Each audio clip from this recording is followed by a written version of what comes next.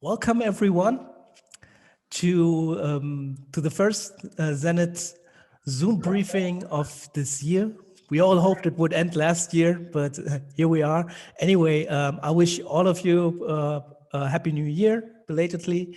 And I'm happy that so many people are interested in Libya, maybe not what's on everyone's mind and in the news, but nevertheless, lots of things happening right now, and lots of things happened 10 years ago. We want to take a look at both the political events of the present as well as the legacy of the Arab Spring and the Libyan revolution during the last 10 years. And for that, I invited three wonderful experts that join me today. First, I would like to introduce you to Hala Boureres. She's joining us from Tripoli, so she is in Libya right now. Welcome, Hala. Hala is a lawyer and business expert. She founded the let me just see it, the Jusoor Centre for Studies and Development, one of the first Libyan think tanks focused on women and development issues. And she's a specialist in economic development and gender and youth development. Welcome, Hala. I also welcome Asma Khalifa. I think she is joining us from Hamburg, right? She's in Hamburg, just completing her PhD at the German Institute for Global Area Studies, GIGA. She also founded an organization. She is a co-founder of the Tamazight Women Movement, and she is also a specialist and an activist, especially researching the impact of civil war on intergender relations. And our third expert in our all-female panel is joining us from London, and this is Inga Christina Trautig. She's a fellow at the King's College at the International Center for Study of Radicalization. She specialized in civil strife and the ramification of civil strife on local development in Libya, and she is also a fellow of the Kennan Foundation. So welcome, Inga, to our discussion. An introductory question. We talked about this shortly before. It's hard to take a look back if you don't have a starting point from where to look from. So 2021, at the beginning of this year, a lot has happened actually that many may not have noticed. So I would like to start with the three of you. Where do we stand at the beginning of this year, and especially 1 year after Germany's big outreach in organizing the Libya conference in Berlin? What is the status quo? What is being discussed right now in diplomatic circuits, and how's the political situation in Libya right now?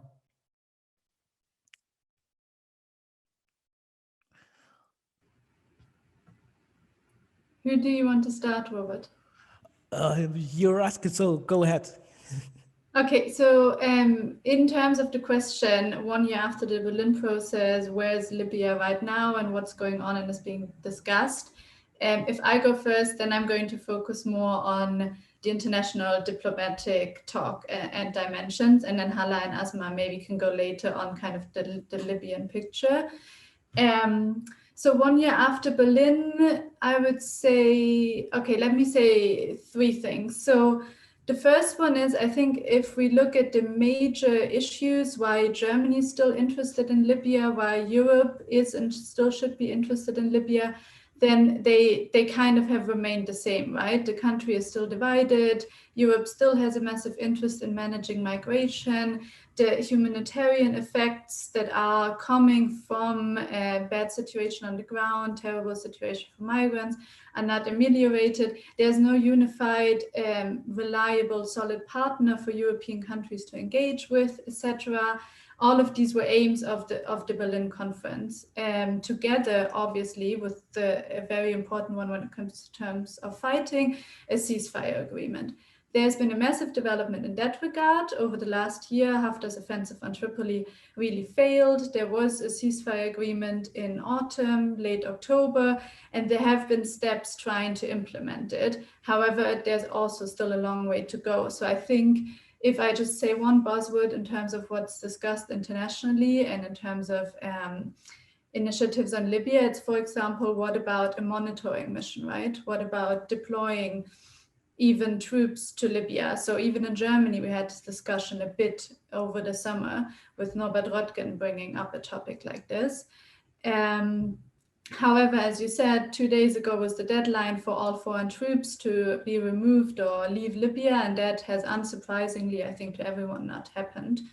So positively speaking, the Berlin process had massive ramifications and is still ongoing and developed in what is the LPDF, the Libyan Political Dialogue Forum, and it developed in some agreements, but now there's massive power shuffling and everyone kind of like making sure to not lose any interest or any power they gained on the ground to some new arrangements.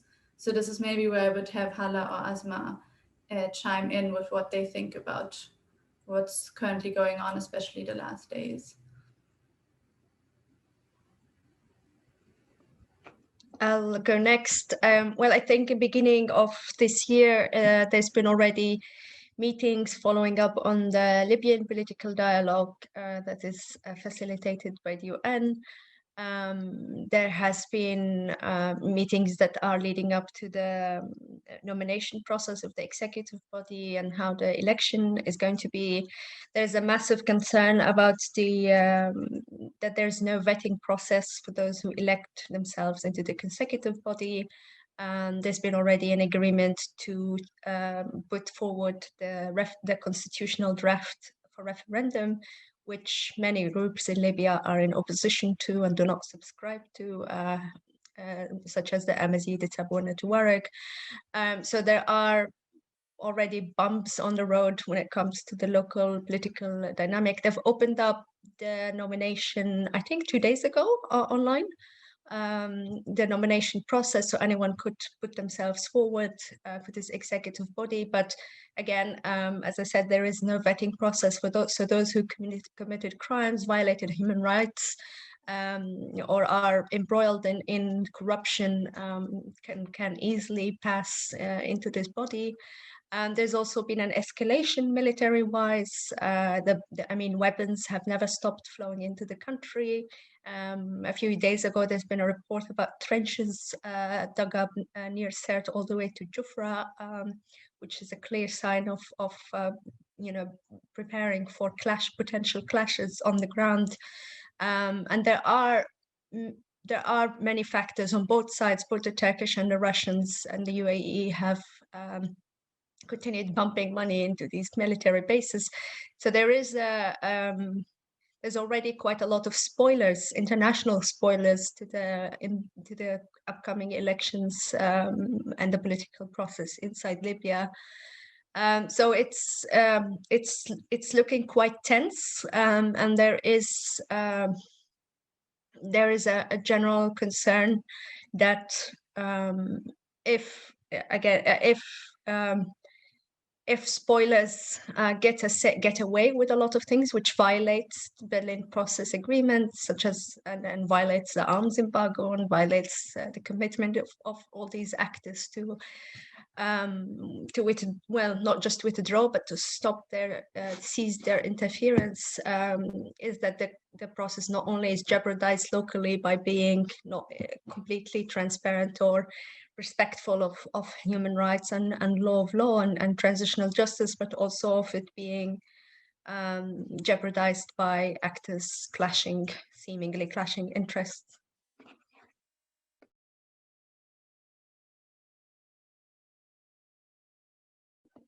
I'll leave it to Hala to add.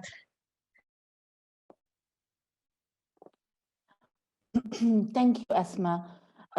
So it's as Asma and Enga said, it's very tense time at the moment. Here in Tripoli, if you ask anyone about the situation, they will just say the war is coming. Yes, and I think this is very justified. If you're looking at the LPDF, you will see that the struggle is clear within all the parties involved. And also UNSMEL it seems that they have a hard time to get an accord inside the LPDF themselves. If you're talking about the military track, you can see the troops are still in the country, the foreign troops are still in the country, the ceasefire is not really, it's fragile. And I'll talk more maybe about the economic tracks, which also, in my opinion, and I'm part of the economic tracks. So I think it's already, it's also failing. The only thing that they managed to do so far is to change the official currency rate, foreign currency rate, and it really increased the burden on the people. There are so many clashes within, and yeah, we only see the prices, inflation. People are discontent about the outcomes. Yesterday, we've heard, or the day before, there was also a blockade of the oil ports because of the guards who's guarding these oil facilities. They are protesting because they want the salary increases that they were promised like 5 years ago. And we're already seeing the price, the informal price of the foreign currency increasing in the informal market. The price, yeah. So we are already seeing that people don't see that all of this, the 3 tracks that came from the Berlin process are really working out, and I think it's justified disappointment. Yes, and at the moment now, all the news is going on the people who are really electing themselves, and we're seeing programs here and there, and people who are trying to gain the people trust, but which is really something unachievable, I think. Nobody is talking at the moment for all the programs that is on the media. Nobody's talking about reconciliation and how they will, work on the social fabric issues that we have. It's a serious issue that nobody really talks about, and nobody is also talking about corruption and how they can really stop. I don't want to say corruption. It's really a clear theft of all this of the Libyan wealth. The other thing that we say that we have a problem in the West mainly, that there is some sort of a clash within many institutes. And we've seen that the GNA recently have created a parallel bodies that's working like the Interior Ministry. So there is a clear a clash between the government and the Ministry of Interior, who's one of the very how can I say, he's one of the most favorable candidate for the next government. And they're already creating bodies that they are aiming, and these bodies are mainly militias who are now having unofficial titles, and they are, I think, aiming to further weaken the Ministry of Interior. So even the things, it's not really, I think usually people see that there is a conflict or a clash between East and West, but also in the West, there is a clash within the bodies themselves. And this is all making, as I said in the very beginning, making people are quite not optimistic, pessimistic, quite pessimistic about the future. So I'm sorry to painting a blue picture, but this is how I would like to start. And thank you. Over to you, Mark.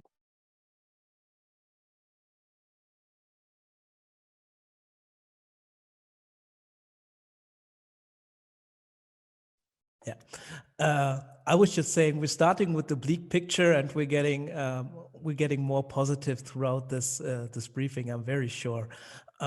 Before I continue, I invite, of course, all our guests to post their question in the chat, so we can collect them and then address them to our panelists. I just want to follow up on what you described, Hala, with this parallel administrations, and also a lot of talk about elections. Which, if you first hear it, of course, election, a good thing. I think the next date for the general election is set for the end of the year, for December. At the same time, there were a lot of local elections, municipal elections. So how was the experience with that in the last years?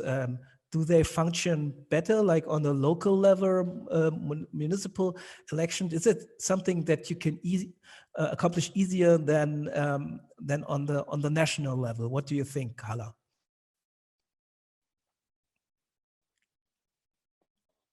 I think that the local governments are really overrated in Libya. They are really overloaded, overwhelmed with all the tasks that they are should take. I think they're already. I mean, we have a problem in the system itself, so it's in the law. It's really the law was or the system is not, or the whole governance system is not really supporting that the local governance have, you know, the power to generate revenues, for instance, or to have so it's really, the system is still centralized. And this is one of the issues that already facing these local governance. And then it comes to the capacity itself of these elections. I mean, you're talking about the recent election. The turnover for these elections is really low. So I think the highest number we've seen recently, it was like 20% turnover to the election. So it's really, and we had like 10% and 8% in some municipal councils. So people don't really feel that they want to or they feel that they are connected to their municipal council. And also many of them already failed in providing the public services, the basic public services. And of course, it's because of the failure of the whole system. So they cannot really create miracles, yes? And that's why I think it's really, they're overwhelmed. And what I really don't like is that how now they are dragged into the political agreement. So you see them really meeting the UNSMEL and the other political actors, and they're trying to give their say on this, while they should, in my opinion, should focus more on delivering the basic services to their municipal council, which they don't. So I think there were few success stories, I must say, but it's really depends on the strength of, or the capacity of the municipal council. So it's really like the exception, it's not the norms. So this is how I feel about the local elections. And if it comes to the national election, I think, the question that popped up whenever we talk about the national election is how we can really save it from or how we can not repeat the scenario of 2014, when the people who were not elected, or the political party or the certain ideology that it was not elected, they have created the civil war that happened in 2014. So how with all this giving factors and circumstances at the moment, I think this scenario will be likely, that the one who doesn't really get the election, or the party who doesn't really get the power in the election, they will have the incentive to start another armed conflict. And there is we don't see how we can prevent that from happening until now. But maybe my colleagues can give more insight on this. Yeah, maybe I can add something from kind of like more an international perspective, right? Like we have the same with that we have with any diplomatic initiative. There's always an agreement on paper, and then is what actors actually do following up from that, right? Like, so a commitment, but also reliability. So the same when I look at national elections in Libya and what hopes and what potential failures are associated with it, like obviously the first alarm bells that come to mind are all of the multiple layers that the international, regional powers or meddlers have in Libya. So over the last few months that had played out really clearly. So Haftar's offensive basically failed thanks to Turkey, etc., etc.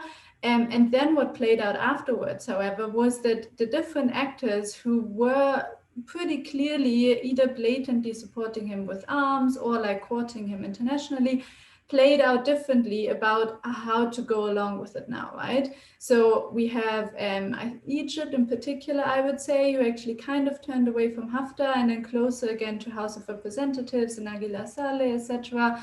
Then we have UAE, I would say, who mostly still sticks to Haftar.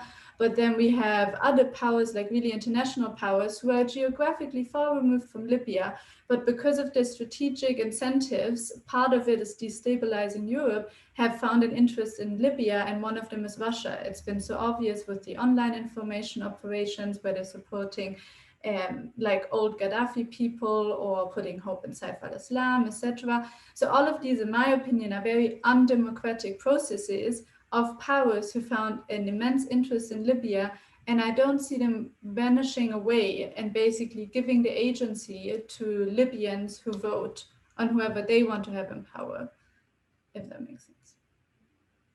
So that's just a caution from like kind of more theoretical international perspective, I would say.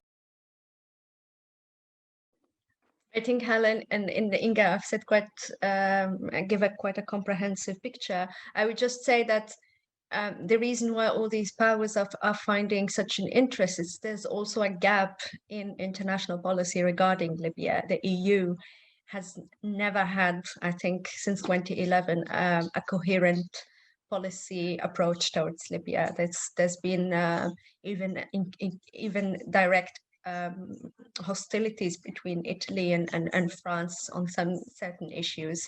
So, and that undermines, of course, EU's mission in supporting of Libya, which invests a lot in economic development, as Hala would know, and other the support of municipalities, etc. They have a lot of projects, but that does not.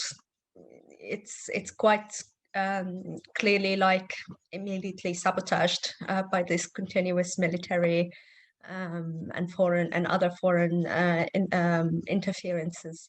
So it's a gap. Is not just because the country is unstable and is in a civil war, but also because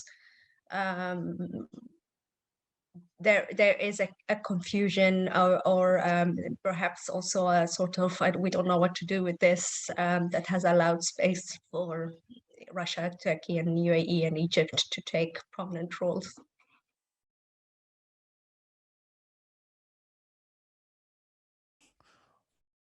Well, so we have seen a lot of ongoing issues and escalation, internationalization of conflict in Libya.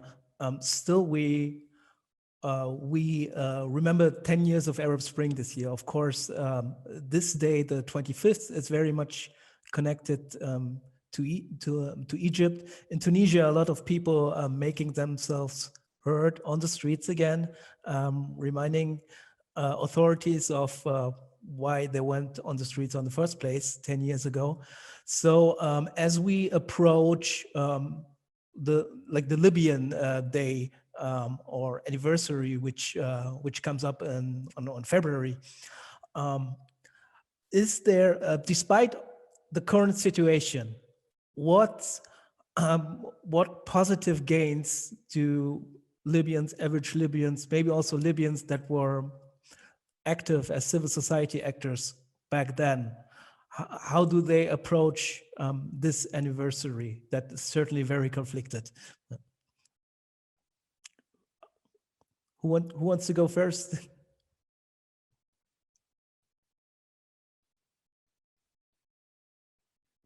Okay, I can go.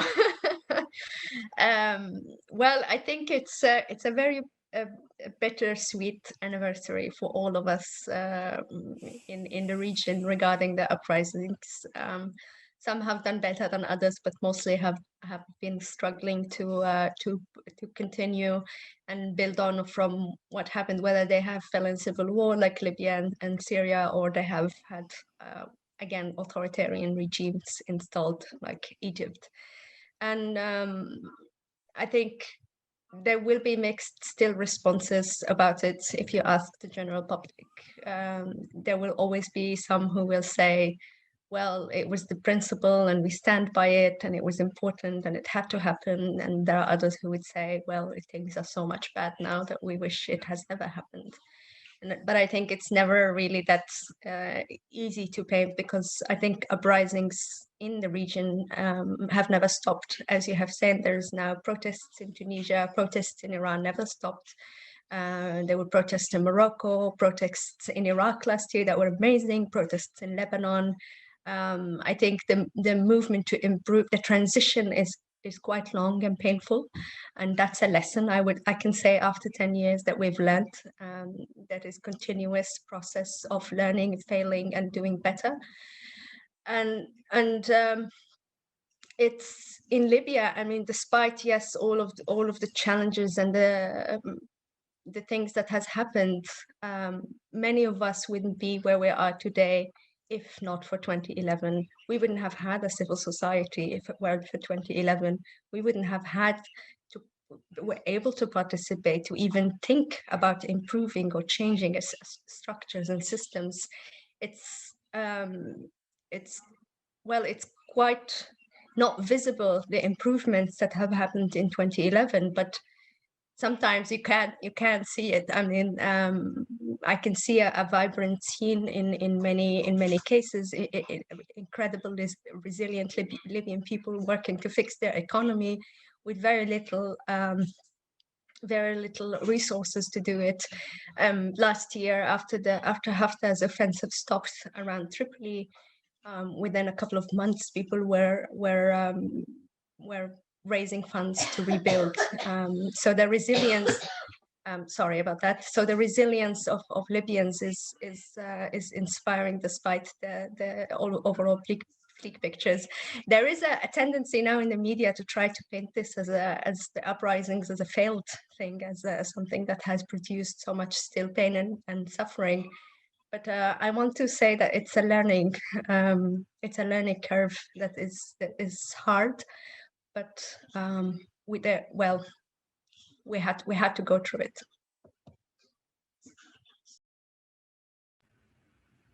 Okay, so I can add something maybe. So I start with a positive notion at least, because part of my research over the last years, I also looked at legitimacy in a country like Libya, where many years have been defined by militia rule or at least high levels of conflict.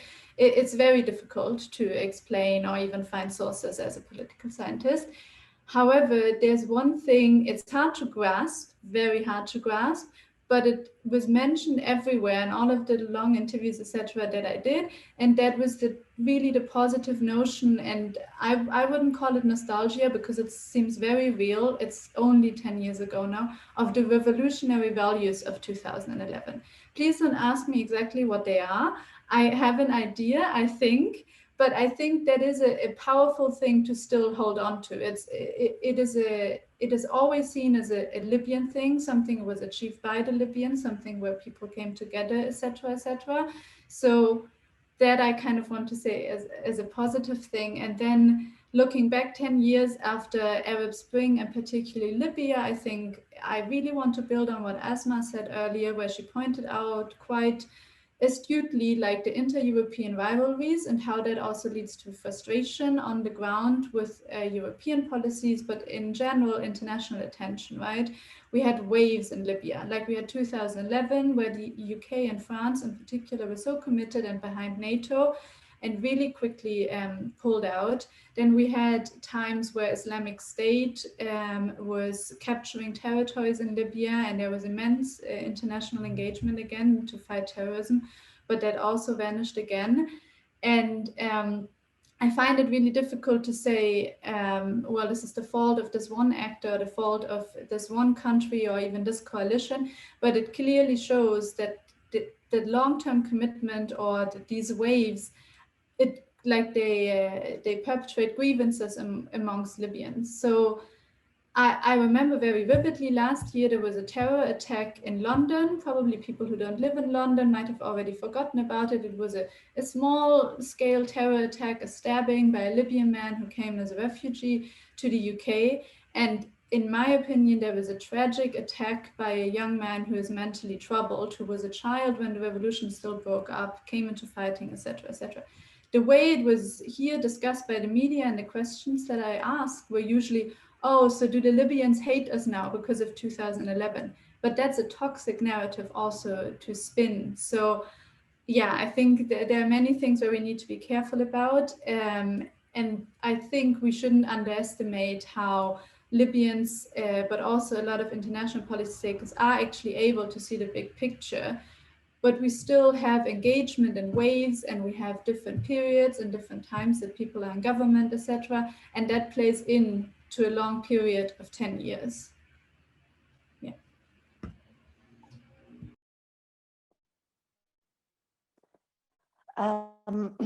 So yes, I really want to be optimistic, but I really I want to be a realist. So I don't think I remember the first years of revolution, and by the way, the value of the revolution were three. So it was social justice, and civil state, and democracy.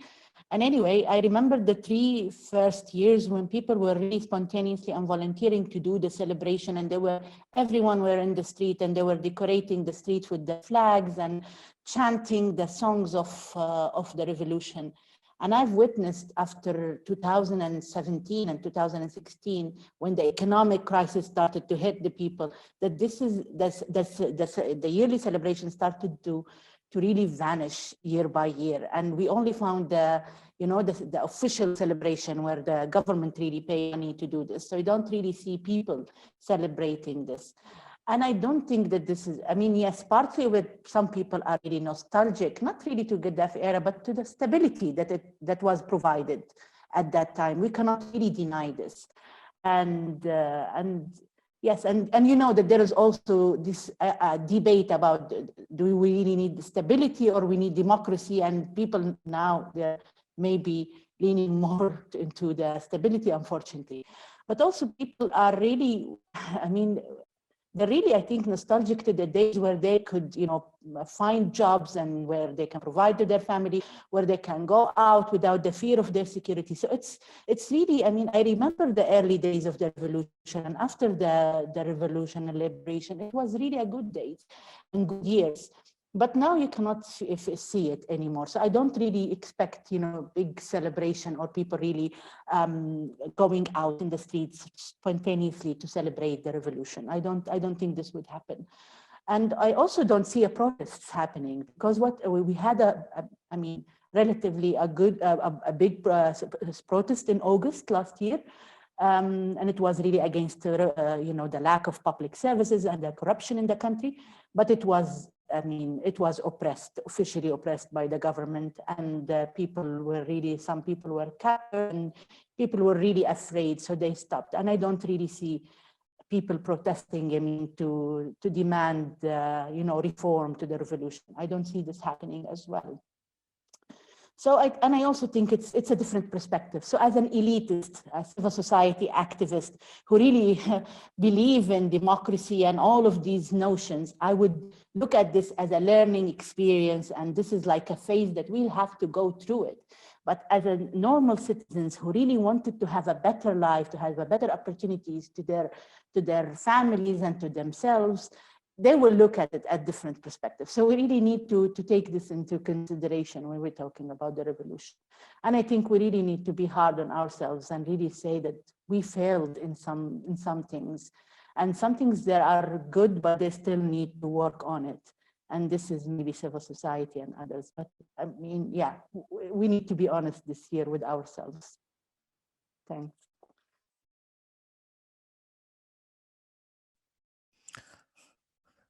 Thanks to the three of you for this view. I would be also interested in how Libya is still connected to the wider Arab region or North African region in this regard, because of course one of the defining mechanics of the Arab Spring 10 years ago was that people were reacting to each other. So Egypt was in part also influenced by the dynamics in Tunisia.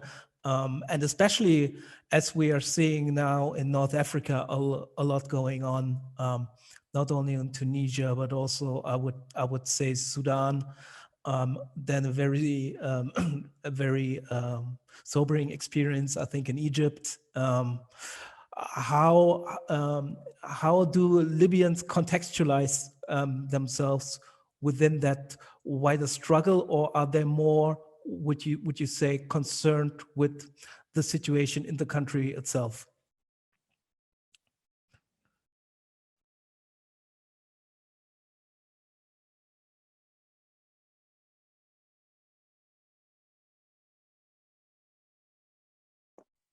Yeah, so are you asking me? I'm sorry, Robert, I didn't. Yeah, I think we. I mean, I read a lot of comments that we don't really see ourselves. They were saying that we will not be influenced again by Tunis or Egypt.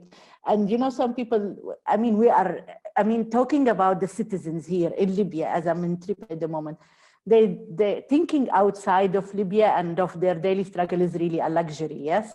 So you don't see them really connect themselves to what's happening in the region. Of course, this is different when it comes to different intellectual classes, but this is how I see it. Maybe Asma or Enga see different things. No, I agree. I think differently from 2011 and other years where there would have been protests that influence other protests, it's the way to protest in Libya is very different from other countries. Yeah, Hala mentioned the protest movement last year that went out to against on demanding better services. One of them is electricity, and they have been met by live bullets there. So it's to think about even staging a protest is to think about an array of challenges and logistics to do it safely, and there's no way of doing it safely when armed groups are controlling a city and can storm at any time.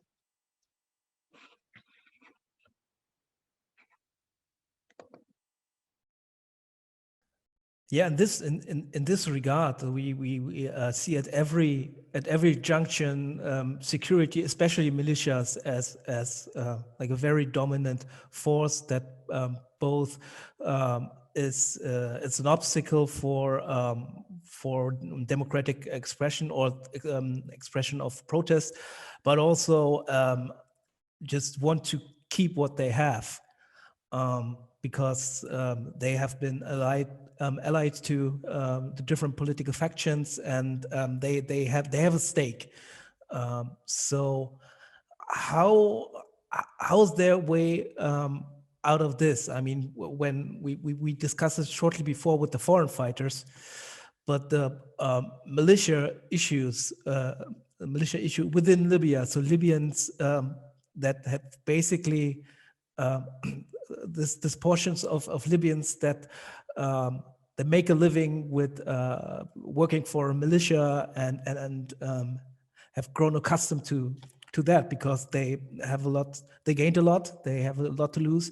How do you get them back into the fold of like civil society? Is there any idea, any approach how to demilitarize society itself? Okay, I can try to make a start at this, mainly because, Robert, what you said, I also don't want to be cynical. I also try to be positive. I think for me it's a bit easier than, for example, for Hala, because I'm more removed from the situation. However, when you said, how can the militia members, for example, be reintegrated into civil society? That for me seems to be an impossible scenario, because I don't think that is what actually most militia members want, and there's no attractiveness to it. However, in general, how there could be a way out of the militia rule is obviously very, very complex, but there is a lot of research going into the issues of security sector reform, right? what definitely Libya desperately needs. And there are a few things how international players could actually facilitate in that regard.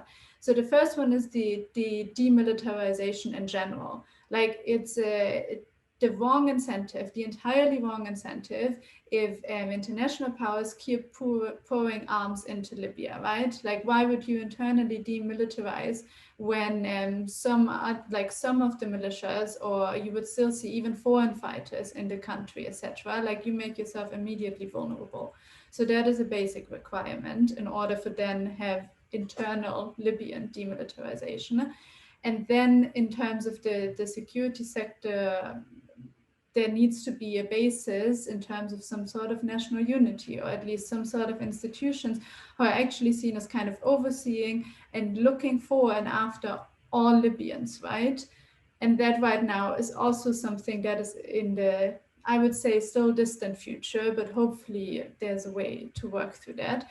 But from an international perspective, for the Europeans, but also together with Americans, I mean, I know I don't have high hopes, but I mean, ideally, even players like Russia, etc., would come together and they would actually stop supporting different sides in Libya who have an incentive to individually arm themselves or compete in any way possible, right? So if there could be a way where at least European powers come together and work together in sustaining a sustainable body in Libya, and not French policy supporting different factions than Italians even, like that could be a basic requirement for then other actors to come on board, and then actually you could build on something like security sector reform, etc. Yeah, for for a view more from Libyan population and how it is on the ground, and I don't know, even in terms of militia recruitment, etc. Like, I would really rather have Hala or Asma say something. May I make a comment?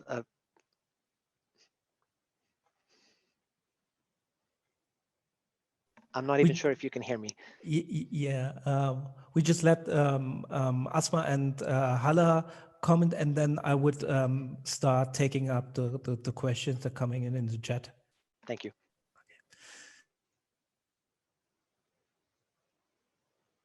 So Asma, you want to go next on? Yeah, sure. On that I'll question? go next. Yeah, I think this is one of the demilitarization and integration and rehabilitation is one of the hard lessons from 2011, because I remember there were already groups that were talking to the TNC at the time, the Transitional Council, the opposition body, and then the government of transitional, the government of the transitions on already demilitarization and integration. And there was, unfortunately, it was there was a lot of interest in keeping them, even making them grow in like ridiculously high numbers because of political greed and positions trying to remain in power.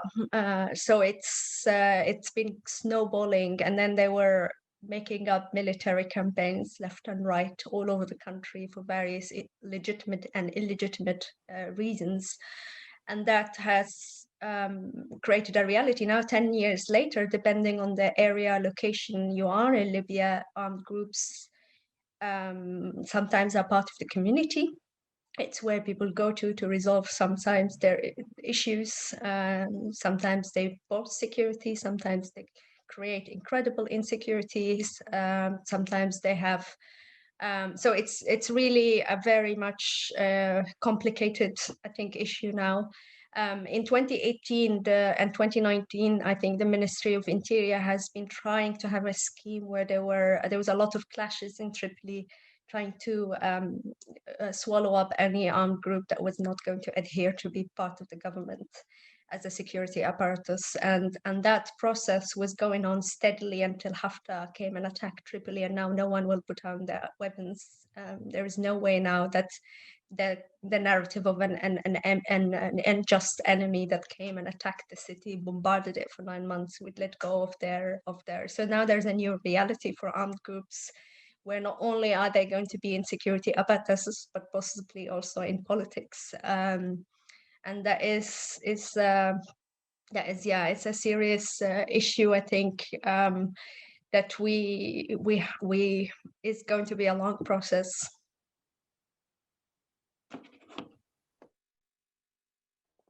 Yes, so I will just, build on what Asma and Enga said. I will just talk about the recent try from the Ministry of Interior to integrate some of the militias into the Ministry of Interior. And I think, and also what Asma just mentioned, that the efforts from this ministry to really to integrate more and more militias. And I think there is two problems in this. First, what is the incentives? It's more profitable financially, and also the feel of power, that you have a power to do things and facilitate things, to be recruited in the militias than to be under an official title. Yes, so and I think the Ministry of Interior, or that's my observation, I think they are working on that, how to make this more. But it's also not a solution that you just recruit all of the militias into the government, and you're just, burden the public wages with so many,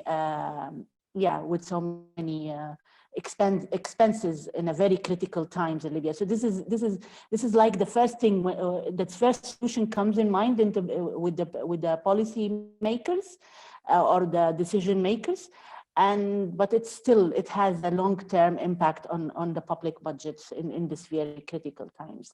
Also, I briefly mentioned that there is a resistance, if I may say, to all efforts of reform to the security sector in Libya. So all these efforts that was done by the Asma just mentioned, that was done by the Ministry of Interior to integrate the militias and the young guys, it wasn't really welcomed by the leaders of militias in Tripoli. And that's what we saw, that there is a conflict between these militias, of course, and the Ministry of Interior. And they aligned with them, with the GNA just recently, and GNA were giving them official titles that works in parallel with the mandate of the Ministry of Interior.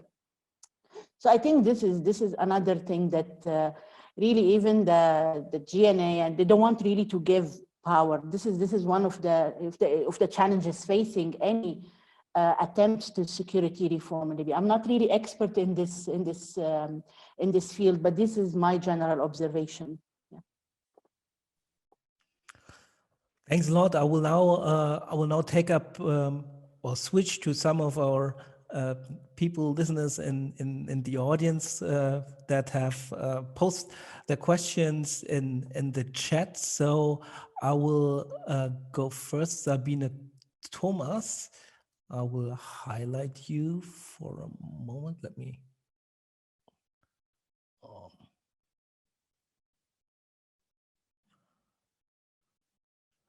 Wait a second.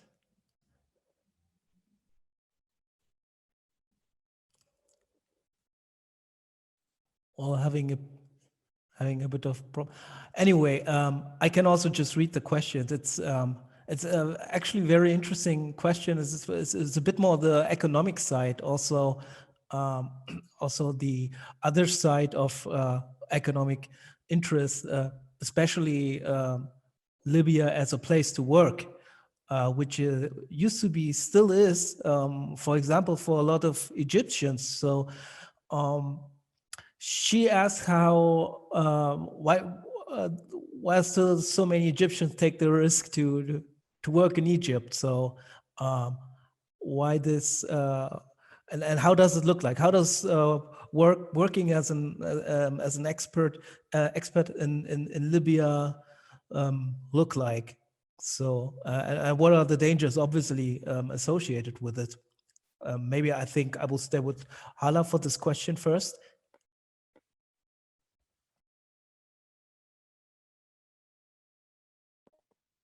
So it really depends on the, yeah, as you said, it's on the nationality. We have too many expats working here, especially from Tunisia and Egypt, and also from other African countries. Of course, most of them working in the informal sector, so they don't really have, most of them, yes, so they don't really have yeah, unofficial papers or any rights for their employment. And yeah, so I mean, we know that, I mean, lots of Syrians at the moment, we're working more and more in the contracting and building, and also Egyptian. And I think they're doing well, but I mean, they're living with us like the other Libyans in this very challenging security environment, yes. Of course, they are subject more to, you know, sometimes theft and sometimes, you know, taking hostage for ransoms. But this happens to Libyans as well. So I think it's very challenging to work in Libya in general, even for Libyan themselves, because of course the work opportunities is not there anymore. But as I said, because Libyans, they don't really work in building and construction and all of these, you know, the hand skills, as we call it. So they have more and more opportunities to work here, and they are still working the same. Of course, it's not as tempting as before because of the exchange, you know, the foreign exchange rates and how it's, you know, becoming less attractive for them to work here. But there's still, some of them, they're still here, and they are really here for years now.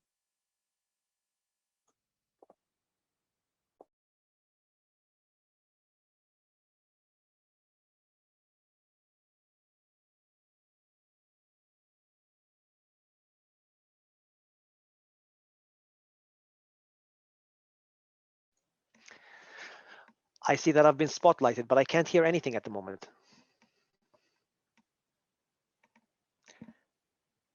We can hear you. Perfect, great. Hi, everybody. I think it's proper to do a very small introduction because I just barged in. My apologies. My name is Aladdin Salama. I'm also a Libyan citizen. At the moment, I'm not living in Libya, but I've been living in Libya throughout the wars of the previous year. So I'm quite invested, quite involved. My family is fully there, and I'm very much attached to the Libyan situation. Anyway, I'm not an activist per se, so take what I say with a grain of salt. Try to take it as from an involved citizen or an extremely motivated Libyan citizen, but I am just a Libyan citizen. I'm not working in any civil society capacity at the moment. I wanted to comment on one specific thing, basically, which is I hear a lot of efforts, and since 2011, I've been hearing and involved in a lot of international efforts into demilitarization and disarmament and disbanding of militias and all of that, and that's all fine and great. My comment is, why does it seem to me that the cultural component has been almost completely ignored? Why is nobody talking about why the let's say the cultural persona of what it is to be a Libyan man and how that matches up with the identity of a militiaman? And why is that is such a great incentive for these young men? As Asma or Hala was saying, my apologies, I forgot which one exactly brought it up, but that specifically is it. It's not just a matter of money. And if you would ask me, I would summarize it as one line: all those militiamen can be divided into two calibers: leadership and grunts. Leadership are motivated by money, power, arrangements with governments, future positions, all of that stuff, which is overkill. Like, it has been talked about to death. The other component, which is the grunts, which makes up the majority of these militias, are not into that. And you can't, all of these efforts by the Ministry of Interior or whoever to integrate militias and all of this is not touching this base. No one is addressing this base. This base is affected by culture more than anything else. Like everybody, I hope everybody agrees that culture eats strategy for breakfast. You can create whatever solution you want, but as long as you are not like acknowledging this fact that it's extremely attractive for a young Libyan man who is shaped up in a country which, how should I put it, growing up in Libya basically puts you in the position where you feel ineffective. And then all of a sudden, 2011, all of a sudden, from not effective to ultimately effective, you have the power, you have the money, you have your word is worth actions, and all of a sudden you want me to give this up. It's not going to happen. So anyway, just wanted to focus on this. Like, why has there not been enough cultural engagement with these militiamen, like on a cultural level, not arrangements and leadership and all of that stuff? And that's it. Thank you. Thanks a lot, Aladin. Any of you would like to elaborate on that specific part, like the cultural approaches to like militia members? One of you? I would like you to. I think it's an incredibly important point to raise, especially with a culture of also overly machismo and masculine and overly masculine young men who are raised from a young age to exercise quite a lot of power, and hierarchies are very much disproportionate. I think and I'm very sad to say this, Aladdin, but similar to other issues in Libya, there is a tendency to simplify. The more you are brought in and you tell them you need to talk to this and you need to talk to that and you need to consider this and consider that, there is a resistance. Yeah, so they would say we will have a meeting like the 5-5 military committee meeting, and that does not include a lot of those in armed groups who will not listen even to their leaders, because why should they? Right? They could just go attack or set up a checkpoint or pressure Italy by blocking oil. Why would they have to listen when they can do it with complete impunity? Precisely. Yes. So impunity is incredible. That there is no way for them to control them, and that has been an issue since 2014 with the negotiations happening by the UN. There was a resistance, even though the UN had a free rein to design a process. They did not include them. They tried to include leaders of Karama, leaders of Fajr Libya, and then they realized, well, they're not really in control of everyone on the ground. And so I would say it's just well, there is no nice way of putting it, except that they are taking us for fools. I mean, that is there is no way of saying anything else. I've tried to look for a term that can put it, but they don't think we have that kind of complexity. We're not worth that kind of attention to details. If I may respond to that, because that brings up a perfect point. The actual question is, why are these the players that are being engaged with then? Or why are they the only ones? I mean, I understand that if you are, let's say, if you're working as part of an international effort to engage Libyan militiamen or to engage Libyans in general, to disarm militias, etc., of course, I understand that you would, I mean, in a perfect world, of course, you would choose your partners, you would choose the most enlightened, most open-minded Libyans, most Libyans focused on, of course. And I fully understand that this is not the clientele that these organizations unfortunately have to deal with. I understand that that all international organizations will have to deal with the actual powers on the ground, the actual players. And unfortunately, those actual players, like you and I very well know, are not the nicest. But why is that? What's stopping this from happening? As it is, that's fine. But why is there no parallel effort, let's say, that doesn't involve power, doesn't involve money, doesn't involve promises of future, let's say, booty, basically, wins, which is what motivates the leaders, but doesn't motivate the low-level militiamen. The low-level militiamen, how should I put it? I imagine they are more worthy of an actual approach. And what I mean is, by an actual effort to try to understand what's going on in those circles. Like, instead of relying on my own, I mean, I'm not an expert. Yes, I am engaged in different capacities, so I think highly of my opinion in this, but I'm not an expert. And I'm pretty sure that this would benefit of some real experts, like really studying this. I'm wondering if this can be. Aladdin, if yes. I may. Yeah. So I think in general, we could probably do a separate panel on this. So if you're really interested in this, then the three of us, maybe we can talk on a different channel. There's just some things that I want to approach. So there's not a general complete neglect of like, there is an awareness also internationally of the problem of needing a perspective of young men who are engaged in fighting. That's not just in Libya, that is in many civil wars and conflict around the world. And I just, at this point, as I said, I think the entire discussion, we could spend hours on it, maybe a different time. But there is definitely also really interesting research done. Like I remember from Chatham House, Tim Eaton, together with the Libyan researcher, Khadija Ramali, they did a study and research into how women, for example, deal with militias, and it contextualizes a lot of them embedding and the years of militias in Libya, etc. So this is interesting, and this has been heard, and these things are out there. There are just so many layers when it comes to international negotiations. Like, I mean, the ceasefire needs to be agreed on by leaders, and then it needs to be implemented by the men on the ground, and then there are military structures into it, etc. And I think in terms of the other perspectives and really the means that you want to sustain yourself and your family, if you already have a family, I think Hala already pointed out numerous times a bit of the dire situation that is going on.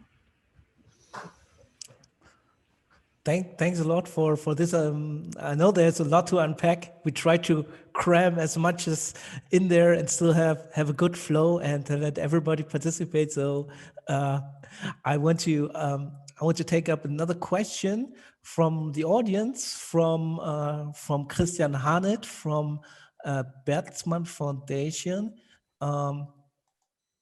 Christian, you wanted to ask our panelists about migration. Yeah, thank you, Robert. Thank you very much that I can pose the question myself. I thought we used the chat. However, my question is to Hala, how she is giving us a small idea about the situation of migrants and refugees in Libya. How is the stake of the issue, and are there some positive developments regarding human perspectives of these people in Libya currently, or is it still as worse as it is? Thank you.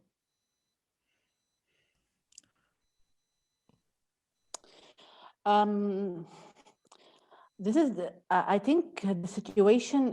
There are few attempts and few initiatives on how to, for instance, how to register the migrants in Libya, the illegal migrants.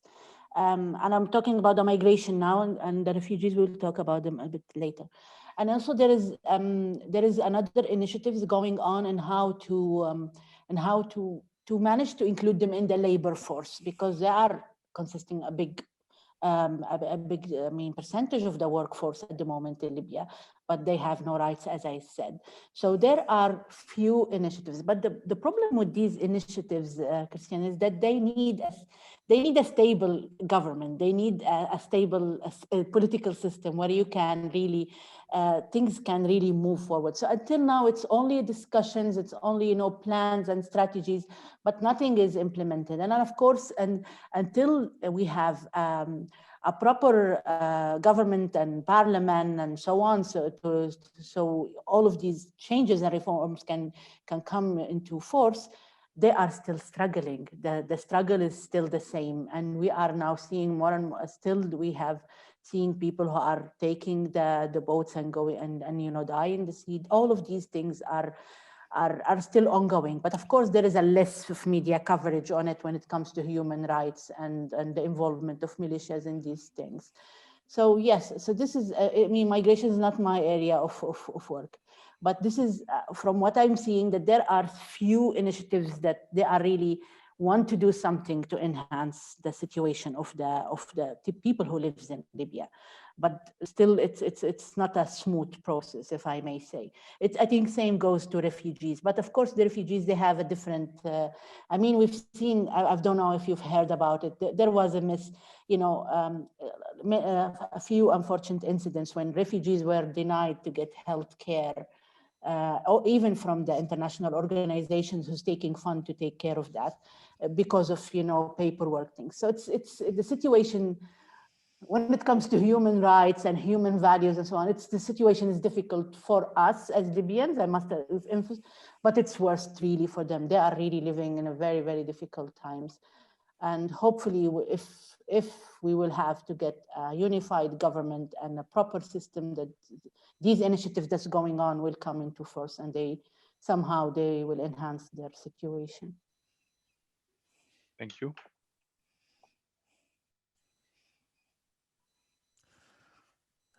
Okay, thanks a lot for this question, Christian. I have two questions here, and maybe I want to bundle them. They have a lot more to do with how to deal with the past, both in terms of how to remember the past, but also how to create accountability. The first question, I would just bundle them. I think it goes a bit faster. Is what is the legacy, the memory of the once all-present Muammar Gadhafi? How does this look like? How does this public image memory has evolved in these years? The other question is the International Criminal Court was already was recently in Libya, and there have been some movements there. So, is there any chance that this will be accounted for in any shape or form, either in Libya or on the international scale?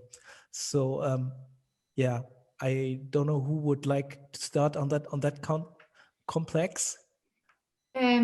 If Asma and Hala don't mind, I can go first, basically from the back. So I'll comment on the International Criminal Court questions and leave the like anything for them to add, but also the Gaddafi and how is he seen now entirely to them.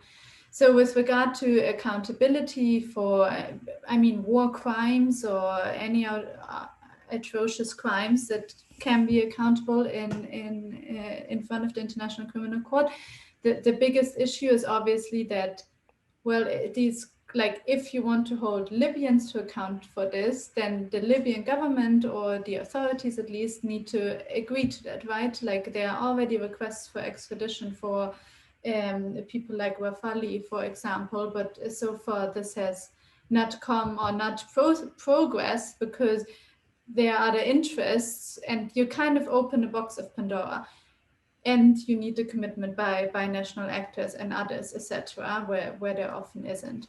However, I think independently, these are very important developments, and these are huge processes that probably take a long time in terms of establishing facts about things that actually happened, and then working with them. If that is some sort of international investigation and some sort of international accountability, okay. But I think the process of actually coming to terms with some of the things that have happened in Libya over the last years is much bigger, and there needs to be an incentive, and at some point, hopefully also for many actors, a willingness actually to face that. I think, for example, Tahuna is really the most recent example, and I think there will be a massive challenge for the populations in and around that city, for example. Yeah, just a general comment. And then maybe Hala and Asma have more to say also with regard to the second question.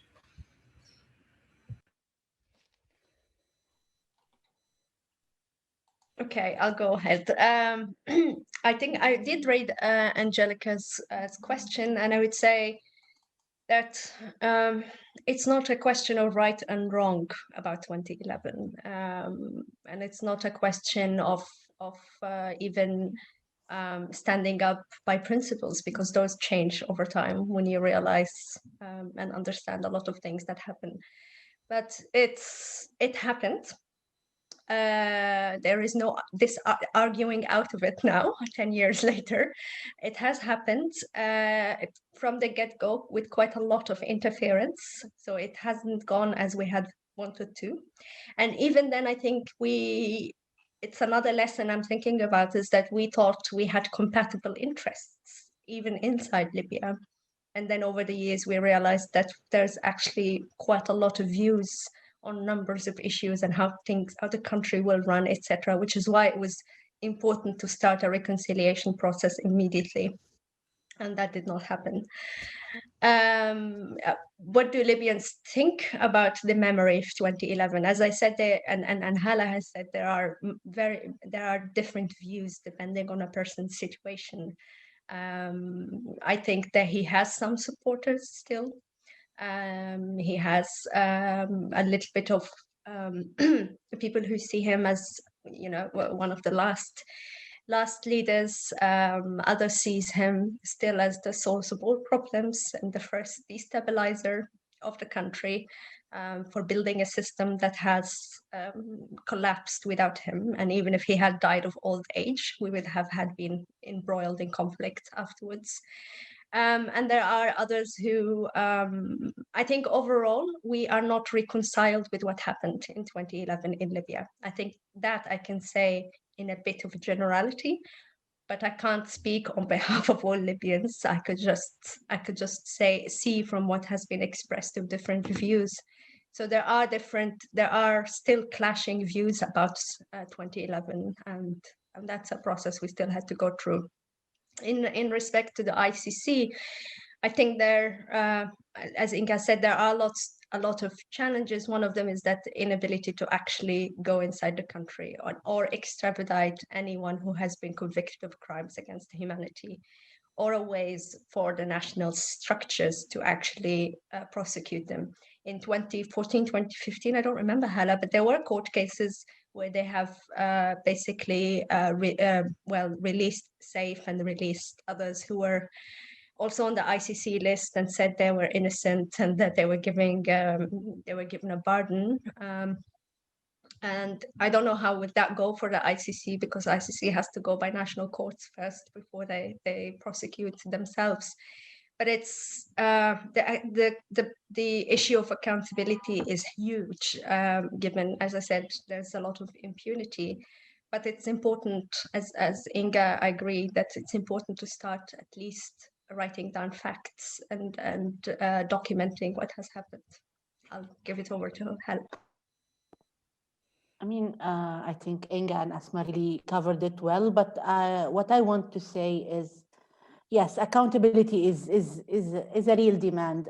You know, as part of the ongoing LPDF, there was a women track and also youth track. So it was consultative meetings with numbers of women and also of youth.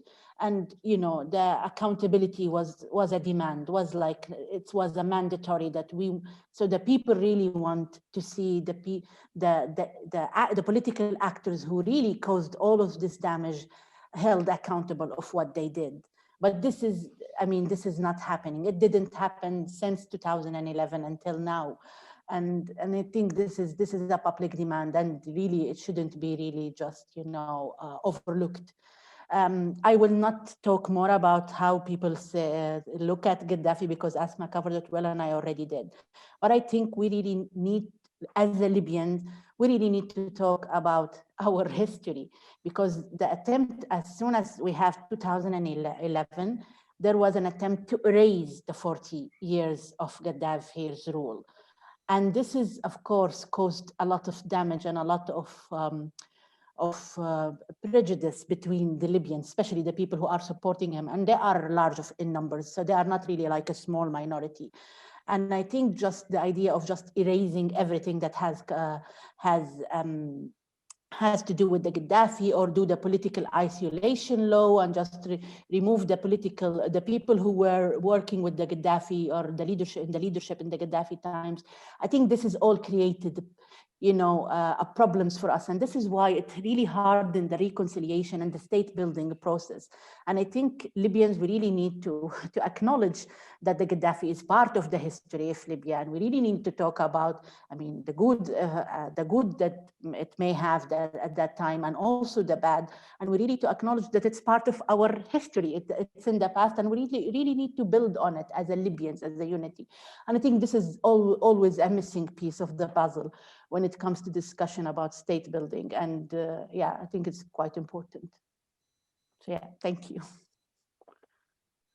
Well, thanks a lot. You just mentioned you need to talk about Libyan society, history, and stuff. Where would be these venues? Are they just not there? Would they be there if the security situation would be better? How you creating? How you get people talking to each other about that stuff?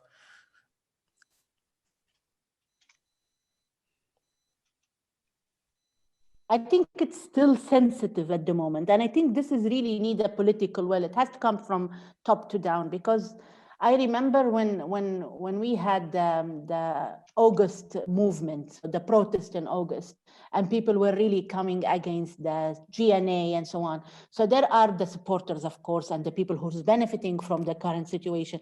They were coming and attacking these people and saying they are Gaddafi's supporter, and they are just wanting to return us to the point of 2010, for instance. And they were really attacked, and people were really scared, because this is like, it will create a problem for them and their families. And yes, so there is no room to talk about our history. And I mean, even when you talk about the kingdom era, people are really quite sensitive when you're talking about it. So it's not all people are welcoming it, although that it's, you know, considered better times than the Gaddafi. So I think until we have stability, and especially security stability, where people can feel that they can talk whatever they want, I don't see a venue for these talks at the moment. But it can be done if it's come from top to down. It has to be part of a political agenda and the state building agenda for Libya. And I don't know if Asma and Inga agree to this.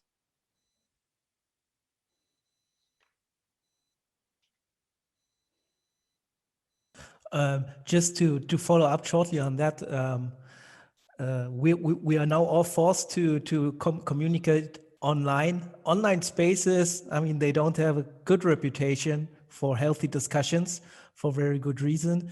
But they can be still like meeting grounds where you cannot physically meet otherwise. So what is the Libyan experience with these spaces, with virtual spaces, and is that something to build upon? What was your opinion? Okay. I don't want to dictate the session, so maybe Asma can talk about. I'm sorry, I was just too slow to switch, actually, because I'm doing this all simultaneously. But of course, I can. I switch to Asma first. But you're the one inside Libya who struggles with power cuts, so you know.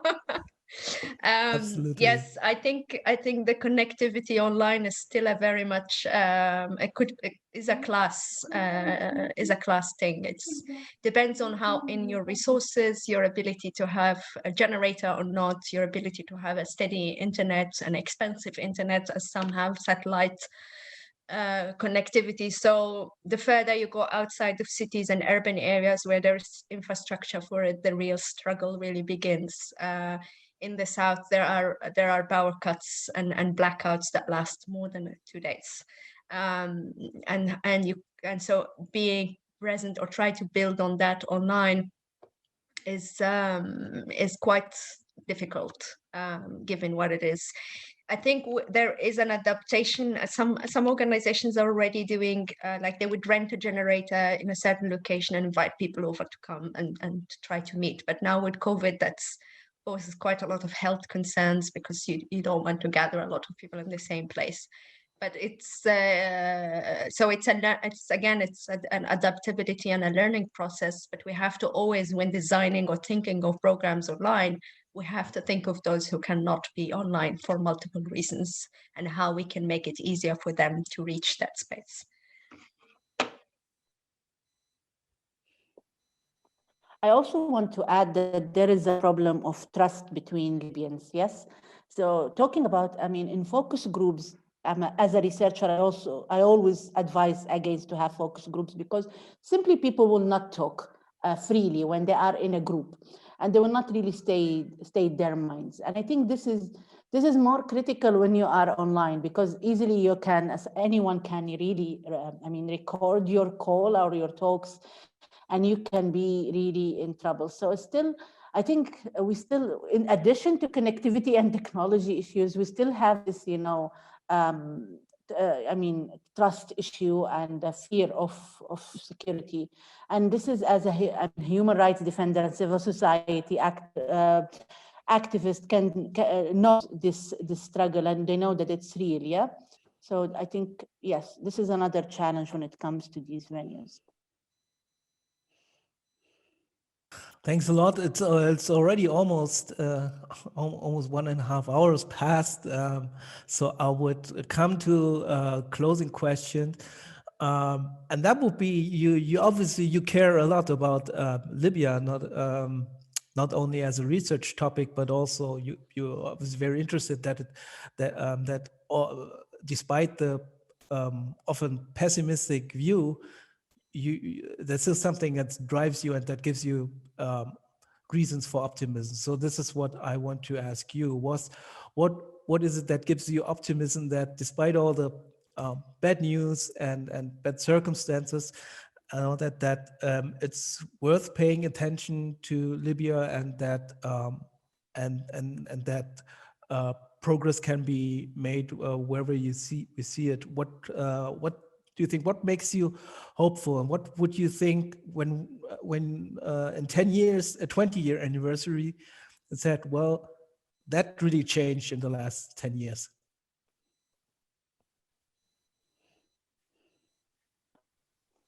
I think what really makes me, and I often get this question, and what really gets me going is really working with the Libyans, with the people and themselves, especially the young ones, and to see their, their dreams, their vision, their willingness to develop and to adapt to new technology or new system and to be innovative. And I feel that they deserve a chance. I mean, I'm in my 40s, so I somehow fulfilled most of my personal dreams. But when I see these young people, I feel that somehow someone really needs to believe in them and somehow try to help. So I think working and that's why I didn't leave Libya until now.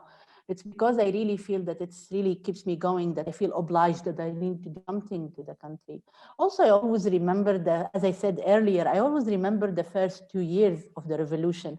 I think, Asma, you still remember this. And I remember the good days. I mean, we call it the honeymoon phase, yes?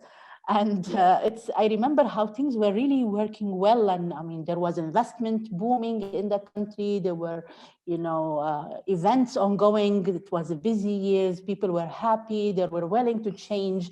I see this in their attitude and their behavior. And I think despite all of these, constant disappointments and struggle, I think somehow people really want to change. They really want to be, when there was like a motto in the revolution that Libya wants to be a next Dubai or Doha. And I think we really could be a next, I don't know, Frankfurt maybe, or any other better cities. We should maybe point north for the future. But yes, I think this is what really keeps me going. And yeah, hopefully someday we'll.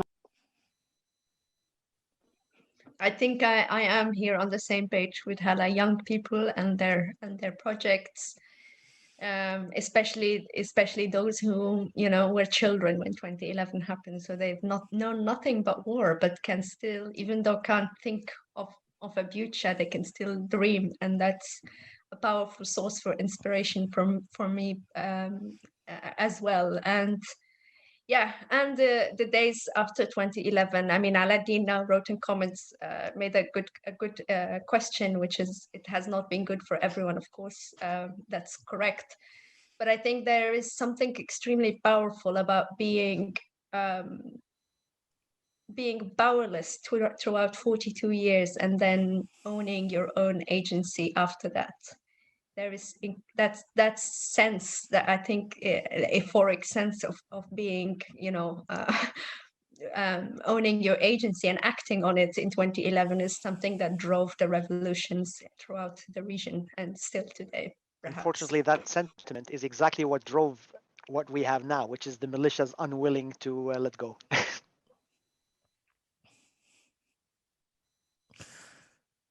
Okay, Robert, shall I try to I think we have 1 or 2 minutes left, basically. Yeah. So I really loved Hala and Asma's statement. I think actually we managed to get a positive twist, or at least sentiment into this entire discussion. I will leave that to them. From my perspective now as a German American, I actually have hope in 2021 with the new US administration. So I'm hoping for an American commitment again more to multilateralism. I hope that internally the Biden administration will be more coordinated again. I hope internationally they will actually be in a more cooperative or more collaborative mood with their longtime allies, such as European powers.